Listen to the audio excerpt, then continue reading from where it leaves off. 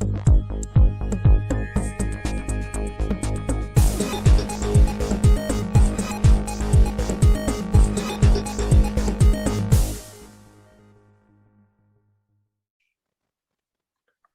everybody. Welcome to the What the Football channel. This is the BH and Scrubber show. We're just coming off a win here, and we're going to celebrate some of that. We're going to look at what the boys did and look at what we have forward to next week as well. My name is Scrubber. Yeah, man. BH here. What a game. Yeah. We loved it. It was awesome for the fans, for the players, the city, and for the coaches. It was great. Yeah, so we're going to talk all about that, go over mostly the good, and we got some other news to talk about, got some injury stuff, and getting ready for the Panthers. But man, that game was phenomenal. So you know what? Let's just kick it, man. Let's start with the offense. And I mean, I'll just go. I mean, what can you say? Taylor Heinecke, man. Yep. What a star. A lot of criticism on the guy, a little bit of bashing out there. We said it. Hey, the guy's got to grow, right? That's all we've said. So how do you expect this guy to be a star in so many limited games? It's just a sad thing, when you put backups in, they have to grow. And boy, did we see that. Final stats, 26 for 32. Awesome. 256 yards and a touchdown. But more than that, he was the masterful game manager. Mm-hmm. He broke off runs right when he had to. He broke their backs on those third downs. Didn't make any mistakes. He just moved the ball all over the place, made great throws. And then, of course, just the final drive. Yeah. A back-breaking, phenomenal. What do we got here? 19 plays, 80 yards, took 10 minutes and 26 seconds. Yes. And they kept showing the GOAT, man. Old Brady on the sideline, just warming up for nothing. So anyway, boy, you got to almost say, man, the star of the game. You got to give it up for that kid. He just played just perfectly. He really did. He really did. I was really happy with the things he did. He had already been coming up to par. He was already on his way there. The few games before this, we were sustaining drives little by little. About 3 or 4 games before this, we couldn't sustain any drives. Then a couple games ago, 1 or 2. Then the game after that, maybe 2 or 3. And then this last game, sustained drives all over the place. And we even scored in the red zone. I know. He scored in the red zone. That was the other thing that we're saying. That's like the cherry on top that we've been talking about. All these other things have come to fruition. We even said last week, calm down, everybody. We know he's not getting in the red zone. That's the next thing that they're working on. And sure enough, that's what they did. And a couple kudos that makes me happy is they got down there and a couple times didn't put it in for the 7, but they got Joey Sly to kick the field goal.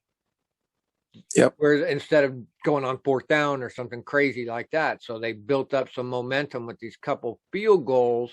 And I feel like, as I've said before, keeps that morale going. It really does. And I was laughing because I felt like Heinecke and them were going to be getting tired because they were on the field so much more than the defense. Yeah, I know. Yeah, for once, instead of the defense being worn out, the offense was going to be wore out. So, yeah, it was so, So, I mean, really, it's so true. It's like we were saying, those are the things he needed to improve on. I mean, we didn't feel like the play calling, the Turner's play calling there was nothing wrong with it. We saw the drop passes. We saw his mistakes. Just all these little things happening. They just needed to execute, and they did. I think one guy I want to talk about, one of my favorite players, and he's another guy who's fallen on hard times, wasn't coming through, was Antonio Gibson. Mm-hmm. I watched more and more of that game, highlights, the final drive. Now, 24 runs for 62 yards. That is awesome. Now, a lot of people are going, oh, dude, 24 carries, you have 100 yards or 120.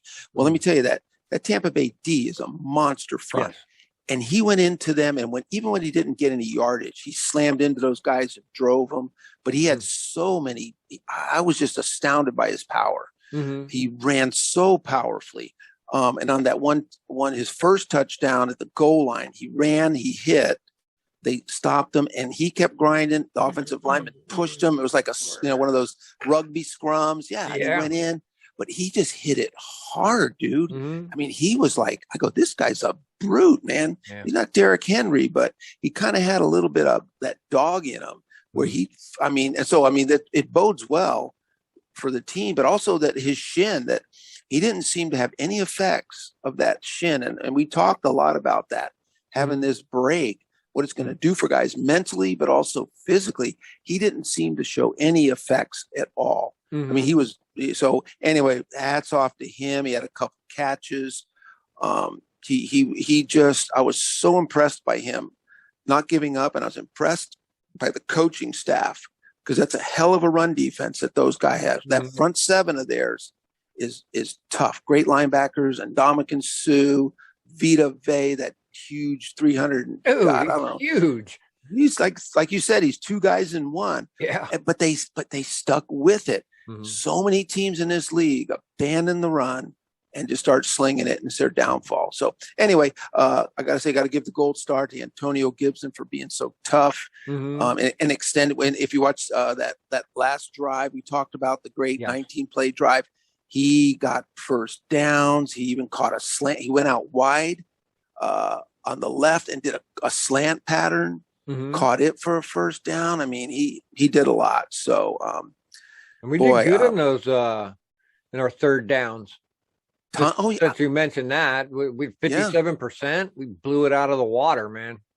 I think we might have been, 100% on fourth downs. I know we had a few of them. Besides the goal line fourth down at the end where Gibson scored, we had a couple. I think we had a couple others. So, boy, between third and fourth downs, they executed, and everyone had a piece of it. It was funny. We were laughing because Humphreys, who didn't do anything all game on that third and long. Yeah. And to your point, you're always saying, that we talked a lot about Heinecke doesn't release soon enough, kind of waits and then throws. Not on that play. Not on that play. It was an out pattern. He threw it before the break. Humphreys, and then we laughed because Humphreys didn't do anything. But that's the beauty of this game. Everyone had a piece. Yeah. And maybe Humphreys didn't do anything, but boy, we needed him on that play. And it was a tough play, man. He had to stretch out. Funny. They've been doing that with Hump. It just seems like they wait till later in the game and pull them out and then just start hitting them, because they did that the game before that. And we didn't see them almost the whole game. Yeah, like, where were you? Yeah. And then they drag them out. Yeah. Yeah, that was a good pass. I'm really happy with Heineke's passing. Yeah, I'll bet you got a lot better. Really happy with that pass to our buddy DeAndre Carter. Yes. Technically, it wasn't, I think, red zone because it was just right outside the 20, but you saw that. I mean, that was a thing of beauty, man. He laid that thing right in there. And Carter is another guy we love. He's really filling in that role. He might only get 3 catches or 4 catches. Good. But he's, he's there when he has to be. It's almost like a mirrors his return game. Yes. Where he's just always at the right place at the right time, never makes mistakes. So don't worry about him dropping it. He's got good ball control. He can run real well. He does the jet sweep thing for us every now and then. So he's and you need that tough guy, man. Yeah, and you need a guy like him. They know how fast he is. You need to run those sweeps to run those linemen and those linebackers out, scare the crap out of those safeties, keep spreading them because they know they got to watch for it. So, he was great. Just everybody. It was so funny. I saw so many guys. Cam Sims only had 2 catches, but they were perfect timing. And Cam looked good. I was kind of surprised he might not have been utilized a little bit more. But that was sort of the theme of the game. Everyone got a chunk. Heinecke gave everybody a piece. And boy, if you want to confuse a defense, just start throwing to everybody on the field, and they just don't know what's coming. Yeah. And it limits the plays for some of these guys too, who may be hurt. So you want to utilize them where you exactly need them. and keep their plays limited, because Cam is probably still hurting from that hammy that he has. So you just want to be careful with that. And as far as Antonio Gibson is concerned, if it's a shin, that just might be a lot of pain. So if you can just mitigate the pain, he can probably play good. It's not something that limits you like a hammy or a groin or something like that. It's probably just super painful. Your shin is very painful. So I know. It's not like an ankle or a knee. But Cam Sims, he just looked great out there. Who else was we had Dax Milne out there, so he's a rook. Same thing where he unfortunately did have the little fumble. Yeah. He was bummed about it, but hey, we came back. You know what? Every game there's a fumble. Yeah. There's an offsides. There's a holding. There's a personal foul. I mean, come on. Mm-hmm. It happens every game. He made up for it later in the game. He did. He made up for it. He was clutch later. He was. Who's that the rookie tight end? Bates. Bates looked good. And he did good. And he looked really good on some plays. Like, wow, this guy kind of has that thing what they call passing. He passed the eyeball test. That's where you just look at a guy, you're not breaking down his film. You just watch him and you go, that guy looks like a tight end. That guy he just had a good look. So I was really happy about that. We'll talk about that later. We might just be needing him even more going forward, because right now with injuries, our tight end situation is a little in flux. So it's good to see him. Mm-hmm. Everybody. And I think another thing, and this maybe just to kind of close up, the offensive part was the reason everything was so successful was the O-line. Yes, sir. Was incredible. Yes, I'll give him an A-. Couple of minor glitches, but dude, there were times when Heinecke was back there looking around. Yeah. They didn't let anyone blow in on them. There were a couple close ones, a couple of Vita Ve's. They got in there on them and stuff, but the running, they were tough running the ball. Opened up holes for our running backs. They just were, and it just goes to show you, man, when they're not injured and we don't have a bunch of backups, and they're still playing a little bit hurt. I mean, Sam Cosby didn't play; he was there as a backup. Rollier or whatever his name is, our center. He's gone for the year. Yep.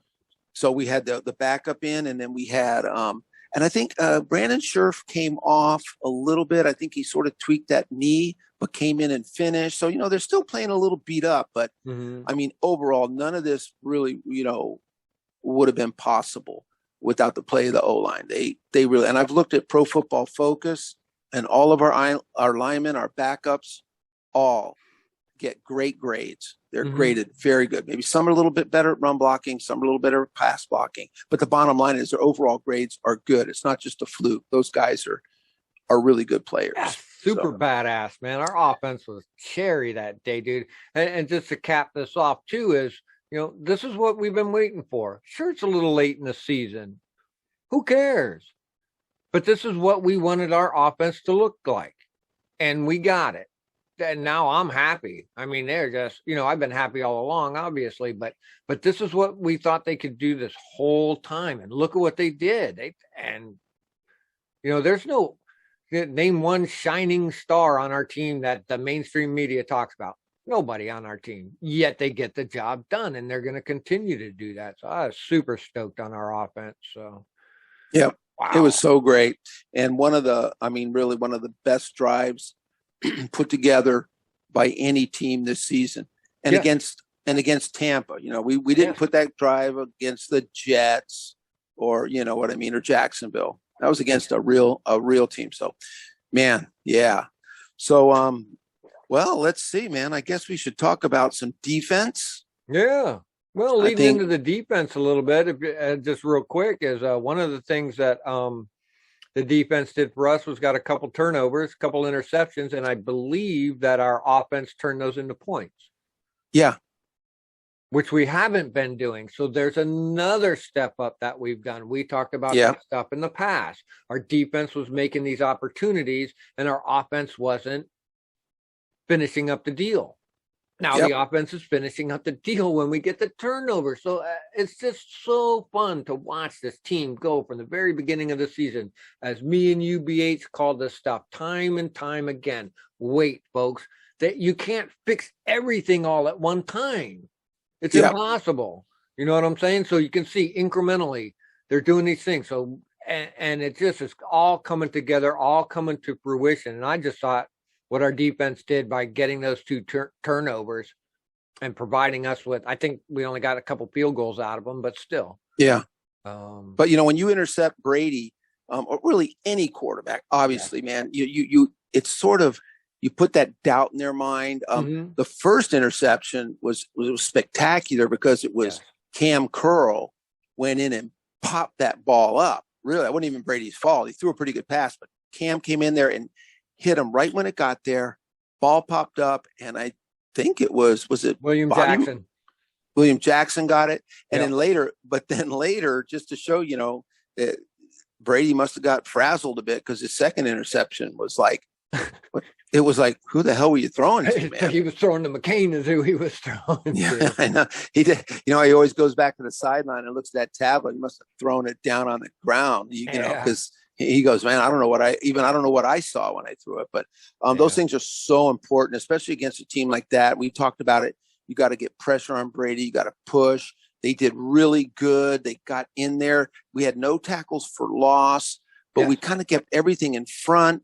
Leonard Fournette got some yards, and Leonard Fournette got some good catches out of the backfield, but they kept it all in front of them. Nothing big. No one broke out. We did see, you know, obviously the play to Mike Evans, a little bit of a broken coverage, and then he managed to go take it. I tell you, I saw a funny thing with Fuller. He got burned, and he went. This was really wild. He was talking to the ref about it, and he was going, and he told the ref, "I want to show you," and the ref let him do it. Yeah, I thought he grabbed the ref to the side, pulled the ref's head, and the ref was kind of cool. I was surprised. Most of the refs say, "Hey, keep your hands off me, dude." Yep, but he was trying to show the ref, "Hey, man, he does this thing where he goes like this, and he pulls you, and then he goes." And he did. And it's offensive pass interference. He does it every time, dude. You got to watch out for that. That's pass interference. So that was kind of cool. But that's fine. Like we said, it's just like we said, like holding, personal foul, a blown coverage, every game, every time. It just is going to happen. It's how you respond to that is what makes it better. And Fuller's been playing really good. Yes.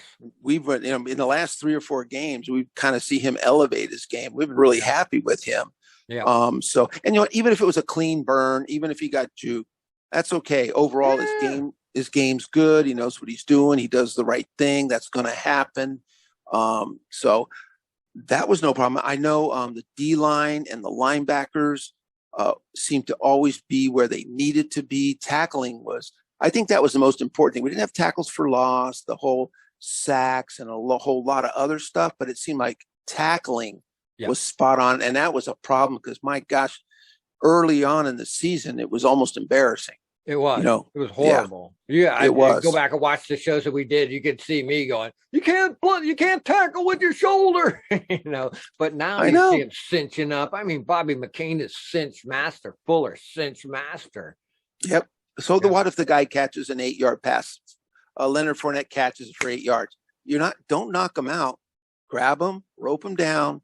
Yes. Stop him for next play is 2nd and 2. You can move on. So that I think was a really big deal. I mean, the interceptions were huge for sure. But the tackling has just come up so much better. William Jackson was back. He seems like he might be in a better place. Maybe that they talked a lot about he might have a lingering knee, and so maybe he was off for a couple weeks. He had the bye week. Maybe that was kind of his issue. Maybe it was a physical thing. But he was fine. I mean, he was starting to look like a liability there. Like, man, what's going on with William Jackson? He looked great. So that was good. The linebacking was good. I guess I would only say, obviously the worst thing to come out of this game was that Chase Young is out for the season. Yeah. So there's got to be, that really sucks. So we know, that Casey Toohill, because we've lost Montez Sweat, he's out. Casey Toohill came in, so he played a lot. And then we have James Smith-Williams. Let me look at my notes. So he's going to be playing a lot. So these are going to be the 2 starting defensive ends now. Okay. Montez, what they did, they actually went ahead and put him in IR. They hadn't done that at first. I think they were just making him inactive, thought they could get through the bye week. I think the Jaws more, they're like, hey, let's not mess around with this. Right. So it did add sometimes. He could be like a total of 5 or 6 weeks. His window will open up in about 3 games. But he's just got to heal up. No sense having him come in and getting that thing cracked and having a problem. So because those guys are always getting hands to the face and all kinds of stuff, and your jaw is very sensitive. There's no sense in doing anything crazy like that unless they just wanted to glue it and then just send them back out there. Here, look, we're just going to put some pins in it. It's just going to sit in one spot, but you're going to be okay. Right. So, but they can't do that. Their heads get moved and pushed. So anyway, so the important thing is now we really got just kind of a bit of a, going forward, we got Casey Toohill played, James Smith-Williams. These guys are former 7th rounders, a couple years of experience. These are young guys with not a lot of experience who were not looked at as premier type players, but you know what? They've impressed enough people to stay on this roster. Mm-hmm. They know the system. Mm-hmm. They follow their coaching. They're not knuckleheads. So these are good guys, they may not be superstars, but they're in there. Now, the backups we talked about was the rookie, Shakatoni. Yep. The rookie, he's got a little more of a pass rush thing going. That's kind of his forte. I think he'll develop into a well-rounded defensive end. But he'll be in there on plays. Bonmi Rotimi, another guy who's been in the league for about 3 years. I think he's going to be in there. And Daniel Wise, a guy we've talked about. We saw him a lot in preseason. They just pulled him off the practice squad, didn't they? Exactly. Cool. So a lot of they may all suit up. We'll see. Maybe one of them, if everyone's healthy, you might see maybe Shaka or Daniel Wise maybe be inactive for the game because we got plenty of people. We got 2 starters, 2 backups. Our defensive tackles all seem to be healthy. So, so anyway, this is the crew. These are the guys. And they're good. So, they can come in. I know Chase Young and them are great. I get that. But these guys are coming up. They're going to do the same thing. They're going to step up and do just as well. Yeah. If they follow the game plan, follow their assignments, they've been working on their game as an individual. If they're coached well and they take instruction well, they'll be fine. And they'll also be rotated a lot more. And here's the difference. The difference is because you have somebody like the guy who plays for Pittsburgh. He's out. Well, he was your guy. Yeah, what's his name? Watt. Yeah. Right. So when you're a team that relies on a star in that position, Chase Young is our star, but we also have next man up kind of thing. They were kind of just hoping that Watt was going to be their anchor the whole time. And once they lose him, their next guy up isn't even close. At least our next guy up is more than prepared to take that position. And so that's that ideology that we have is that you make the system work and then you just plug people into the system. You don't have stars and then work your system to the star. That's not going to win you. The way Coach Ron is doing it is the correct way. These guys are out. We love them. They'll be back. Chase won't. But, these guys step up and they should easily be able to step in and fill those roles. No problem. So. Yep. They know the system. And I think they know, where Chase will probably play a lot of downs until he gets gassed, maybe. Then he comes out. These guys you might see when there's a timeout, when there's a situational, they'll put the guy in who's maybe more of a pass guy, they'll be able to situational and put him in a position to really excel. Mm-hmm. See what I mean? They'll get him on their strengths. One guy I did forget about who I think he may stay on the practice squad, but it's really good to have is a rookie that we saw was William Bradley King.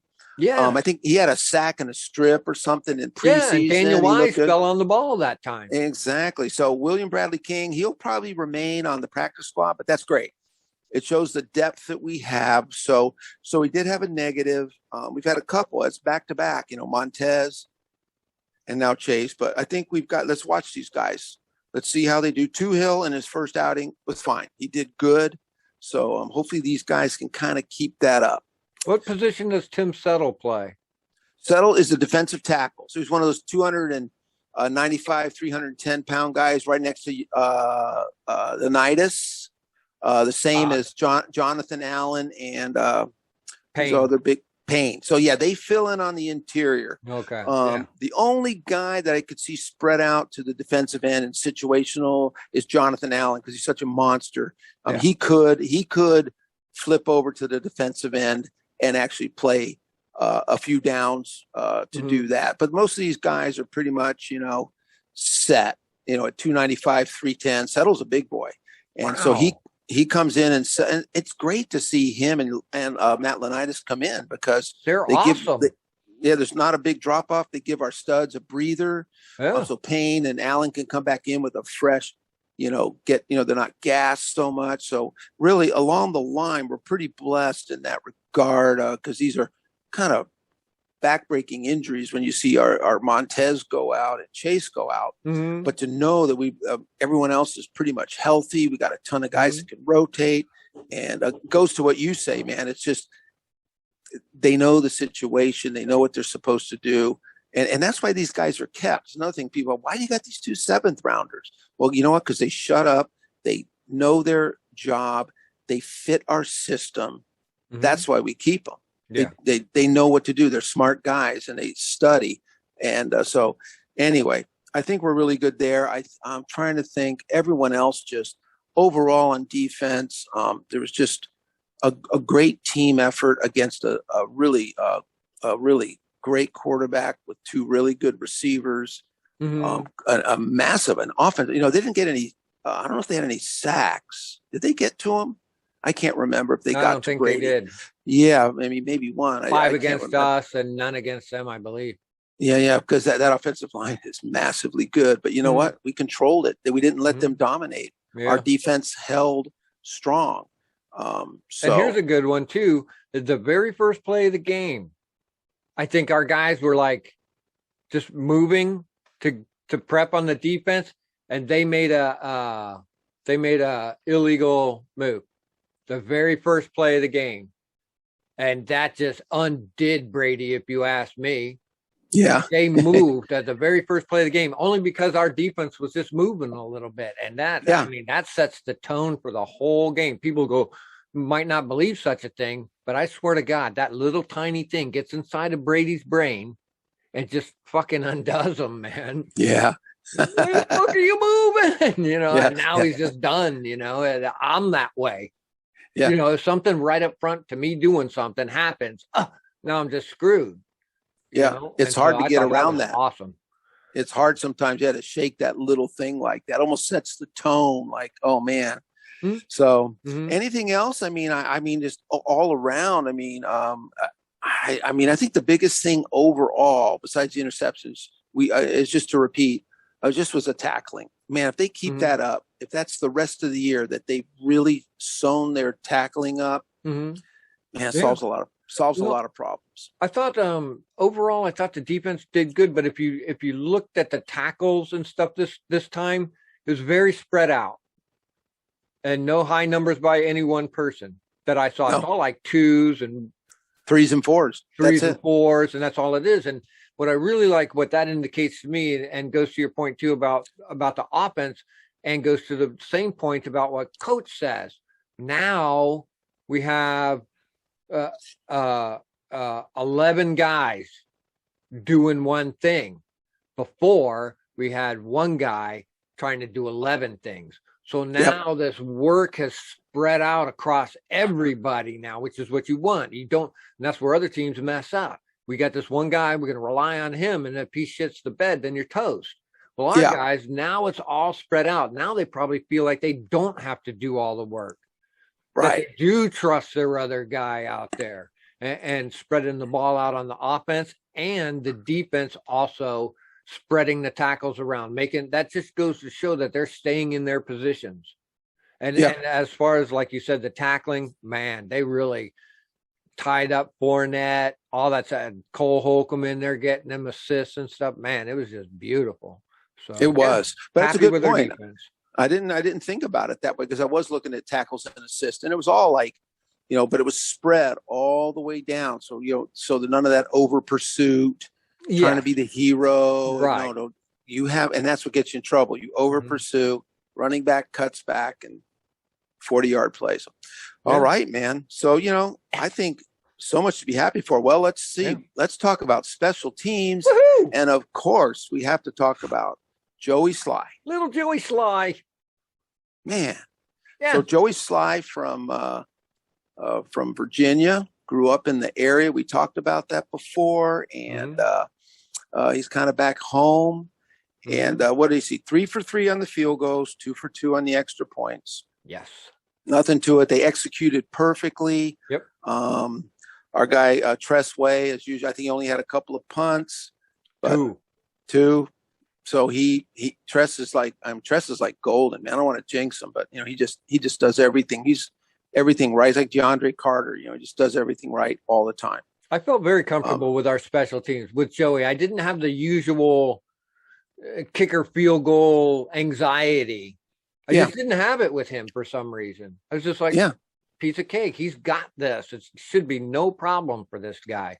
And at all. I think Ron knew who he was because I think he come from Carolina. And that at the time that they were semi-looking, I think he said that he wasn't available at that moment that they got Blewett. And I think they just got Blewett just because he also a local boy, I believe.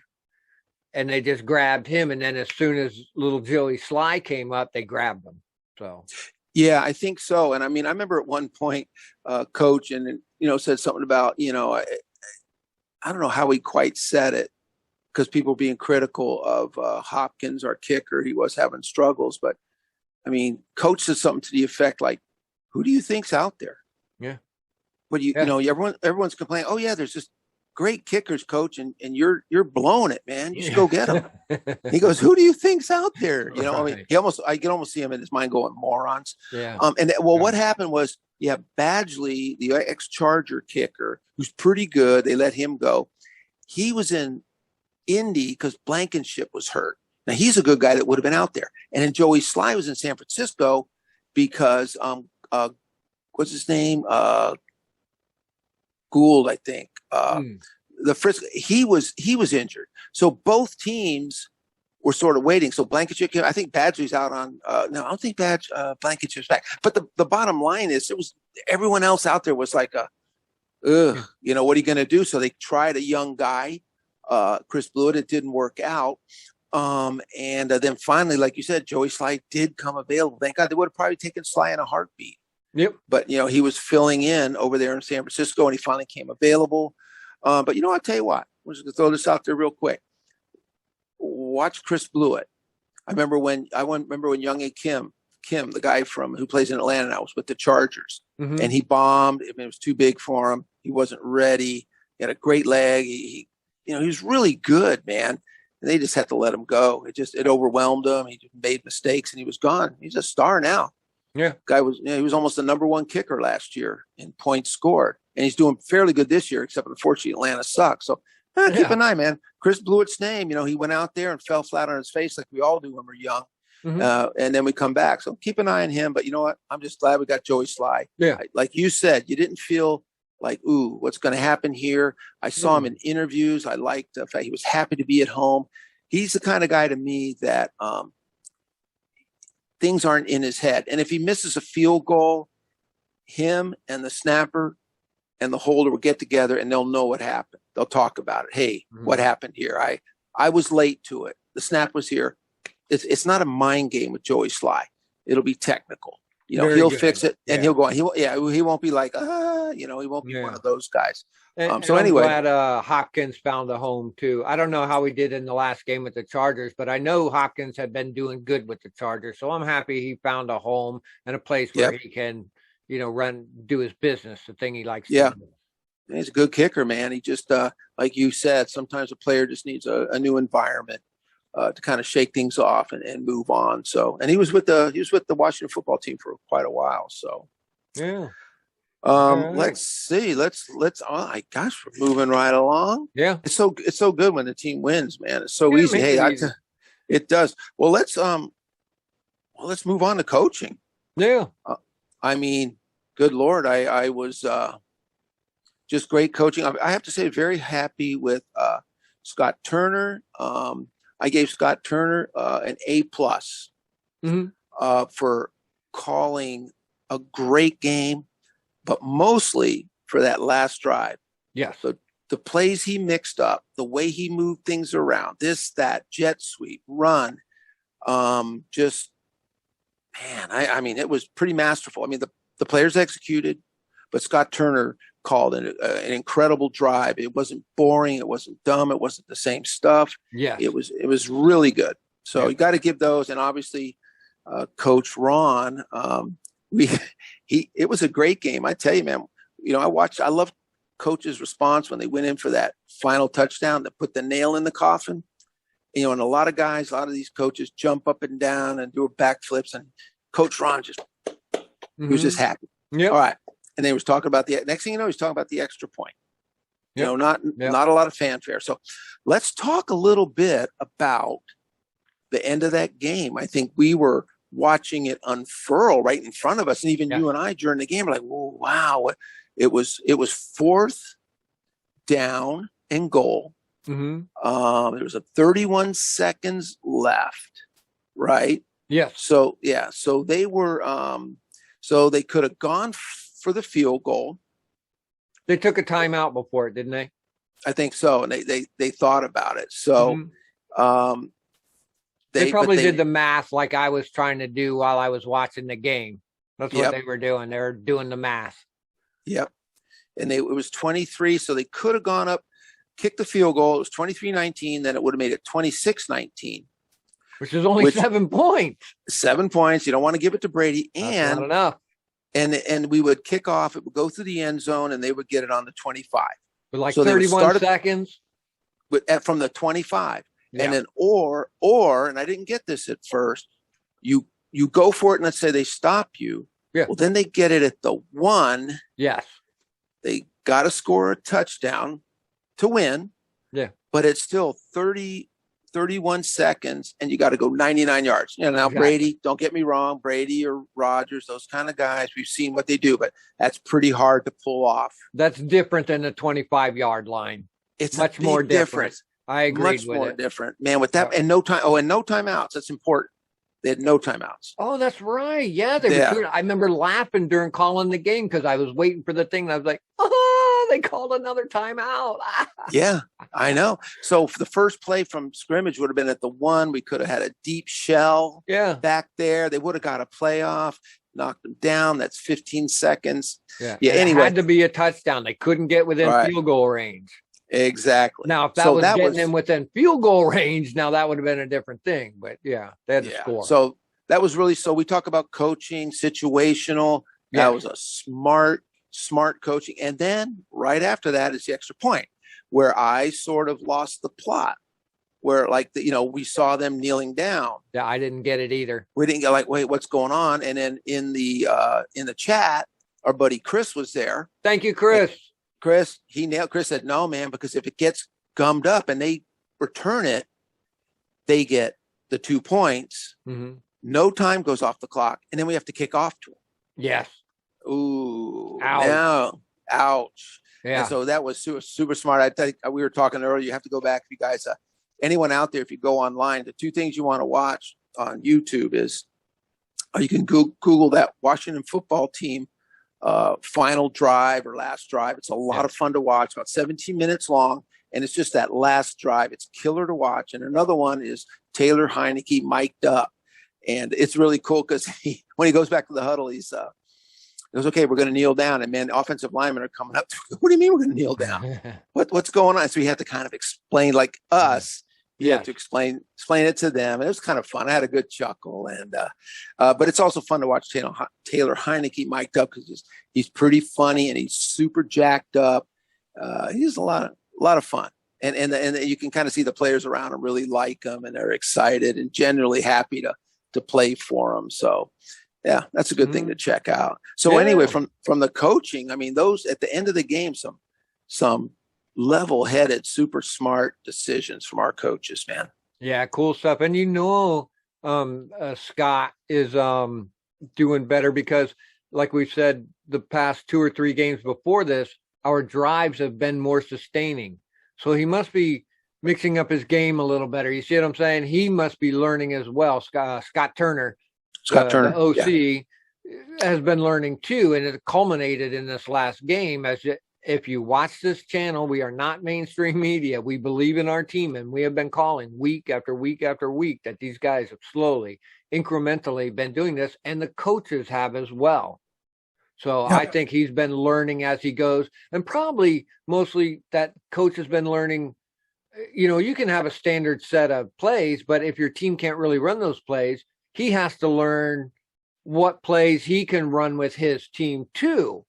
I mean, he's not to just do all, say all. You can't just say, go out and do this play if they aren't quite capable. So he's probably learning what they can do and dialing in those plays and making all this stuff work. So coaches are learning through this process as well. So they are. And it's a lot to learn, especially when you got a young quarterback. Even the coach is trying to learn his strengths, the things he likes, the plays he excels at. Mm-hmm. And then you've got new players. You got Ricky Seals-Jones is out there. And, it's a, what do you call it? Just musical chairs on the right side. Thank God DeAndre Carter stepped up, but you've got a bunch of new guys there. So what plays do they know? What plays are they learning? I mean, DeAndre Carter was a kick returner. I'm sure he knows the playbook, and I'm sure he studied it, but it's not like he's out there with the first team running these plays. So you can't just go out there and throw 180 plays and have DeAndre Carter out there, because he's like, he hasn't run through all those plays, hasn't done them all. But now, it is. And it is. It's sort of that symbiotic relationship where you can't just, like you said, you can't just say, look, we're running these plays and that's it. Get used to it. Well, that's a recipe for disaster. That was a great play when you had, Samuels over there. That play would work. But now you got Max Dillon over there, or Dax Milne. I always say Max Dillon. Dax Milne. Dax Milne over there. And he's incredibly good looking too. Anyways, it was a bummer to see him on the bench, but it made me so sad. I was like, dude, don't worry. That guy came in, just punched right down on it. And same with Bates, I think dropped one, right? But I think we recovered on that one, and that was we did. I'm lucky, I'll say that. So it was. But yeah, so those guys, and like you said, Turner now has to. He was going from Samuels to Carter. Now he's got Dax Milne in there, so now he's got to adjust even more. Yeah, Diami Brown. Jones. Yeah, no Diami Brown. Yeah, and then even when Diami's in, he's a rookie. Yeah, you can't throw a 200 playbook at him right away. He's got to get in, and he's hurt, so he's not playing with the first team. So and Dax Milne and Curtis Samuel or even DeAndre Carter are two different kind of players. Mm-hmm. You can't just run the same playbook with those guys. So well, hats off to coaches. Coach did great. They all did good defensive. I mean, you've got to give it up for our guy Jack Del Rio. The last 3 games, this team, they have we weren't killing Jack Del Rio, but we were asking questions. Yes, I was. I know I was. I was pretty hard on him for a second there. What's going on, Coach? What's the deal? But he stuck with it, stuck with these guys, made some good decisions. Obviously, what's his name? Our safety, who we Landon Collins, getting Landon up there, and getting him out. Get him out of the backfield. If you ask me, dude, that was the key to the whole defense. You could almost look at that as the hinge point of where from there on it just started. That one game I didn't even notice he was up farther. I was like, why is he playing so up close? And he's, because I know him as a safety, and then I see him up there playing linebacker, and I'm like, what the hell is he doing up there? Why so close? But I didn't know they were putting him in that linebacker position. Then 2 games, he started to do okay. And then by that 3rd game, he's in there. In this game, he's just crushing. He was nailing people. So, but you're right, though. It seemed that was the point where it all seemed to click. Mm-hmm. So, I got to give Coach an A+, man. Yeah. I'm just so happy. I think the only thing I'm kind of looking, we talked about our defensive injuries. I think the offense the only bad thing we had on offense, I think, is that Ricky Seals-Jones did get a little banged up. Mm-hmm. So you've got Logan Thomas. He's coming back. I don't think it's this week. Might not be next week. They're taking it pretty slow. He was working on the sideline. I think it's something where he'll come back. But just like everyone else, it's just taking a little bit longer. That's just how it works. Those trainers know what they're doing. And so we're a little bit hinky there because Seals-Jones is a little banged up. They brought in a guy, Tamarick Hemingway. No, yeah, I saw that. He's been around. He kind of bounced from team to team. He doesn't have a lot of catches in his short career or a lot going on, but teams seem to pick him up and bring him in. Now, we did have him.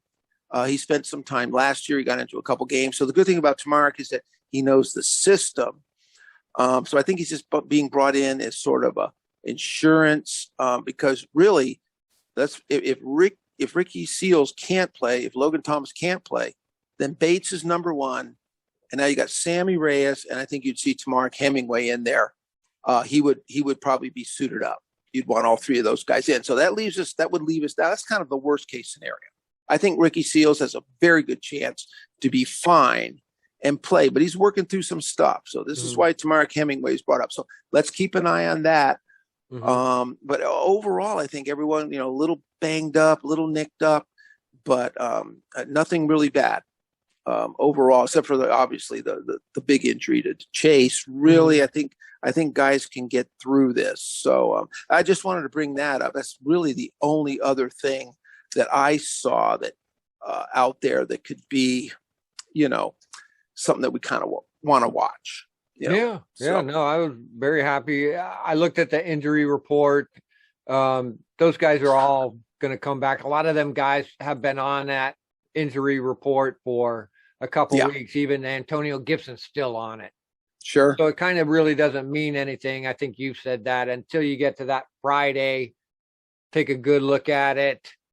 And then you'll know if it says limited, then full participation and that kind of stuff, or did not participate, then limited, questionable. You're going to see that guy play.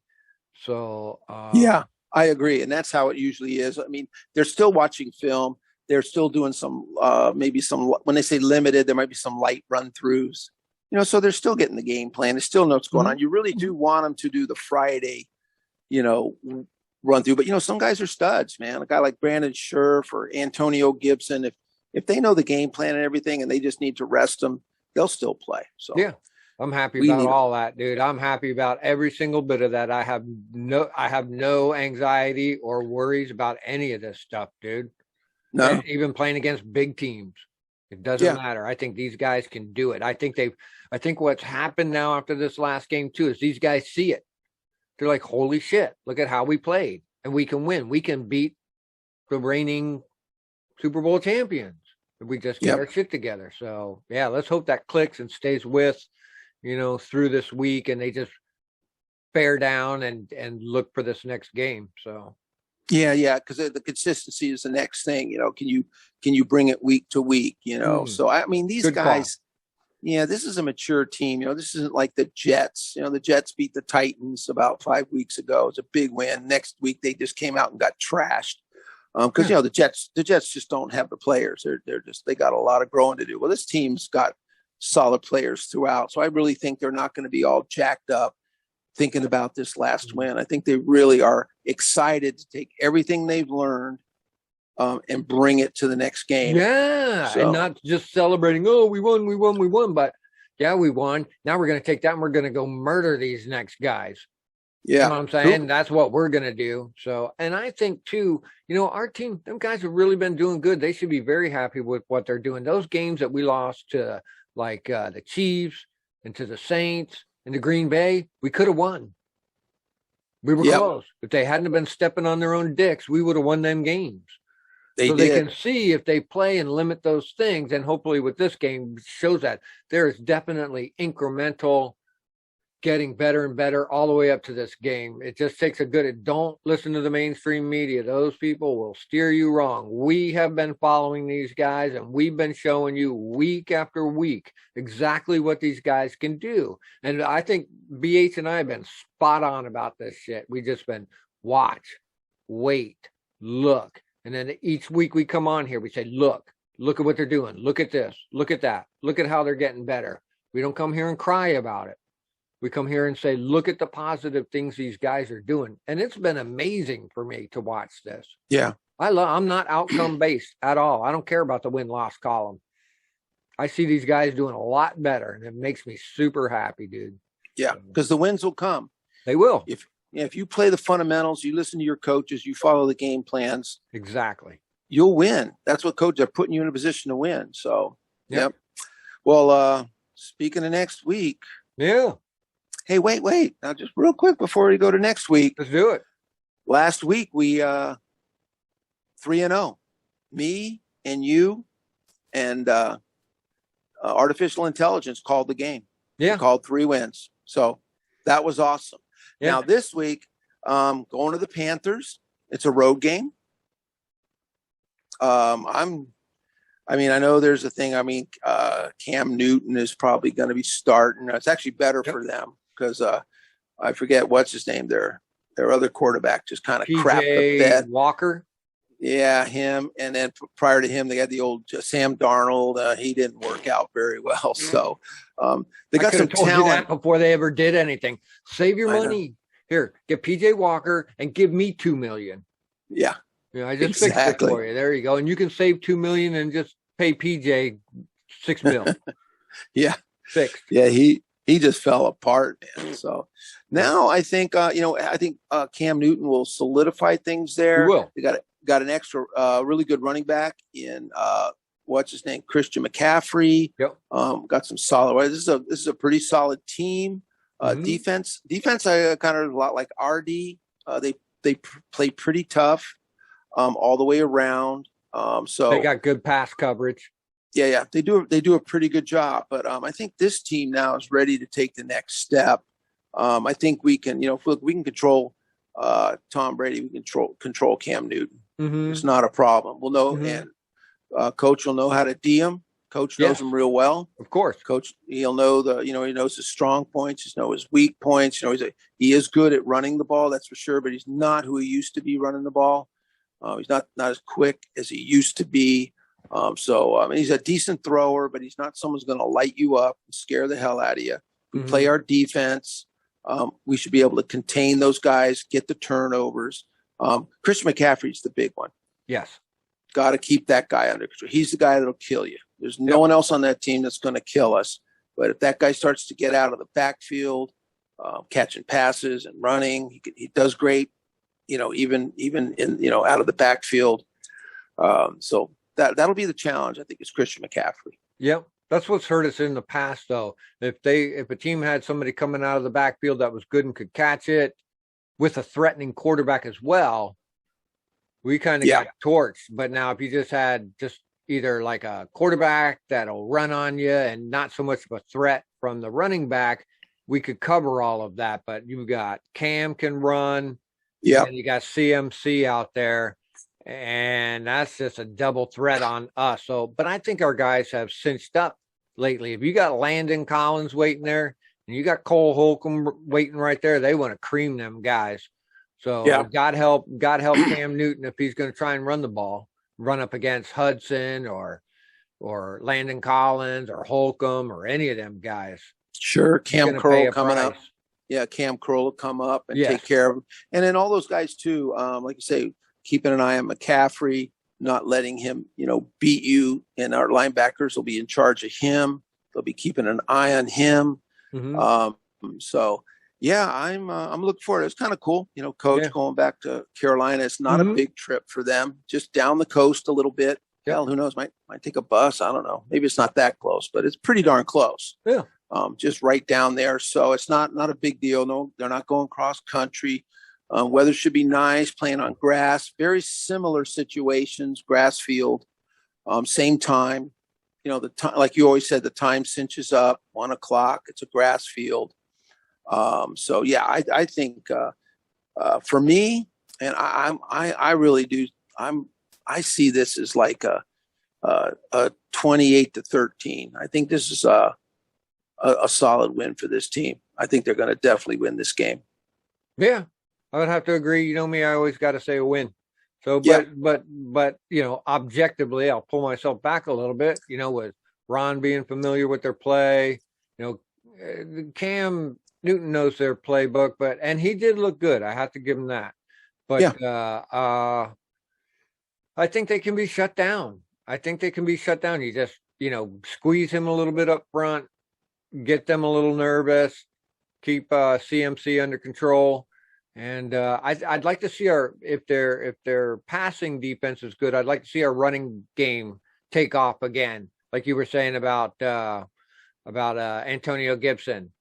Let's get him to break out there. If they're going to be covering us real good and we can't get open or whatever, let's see that run game open up. Let's get McKissick out there. Let's get Jarrett Patterson out there and just start hammering on them guys and break that run wide open and just run on them all day long. So beat them up. So yeah, like you said, control drives, keep their offense on the sideline. So yes. Yeah. Dude, and I mean, I'm so stoked about the control drive things. This is the one thing I've been saying the whole time. Yeah, it was horrible at first. All season was horrible at first. Our defense was out there, 40 minutes. It was crazy. And now, little by little, we've cinched that up. Now we have drives. I mean, like I said, I laughed. I said, our offense is probably tired now. Right. See? Yeah. The defense is going, see? It's not that easy, is it? Yeah. How does it feel? Yeah. 19 plays. Yeah. Yeah. So keep it out of their hands. Keep it out of Cam's hands.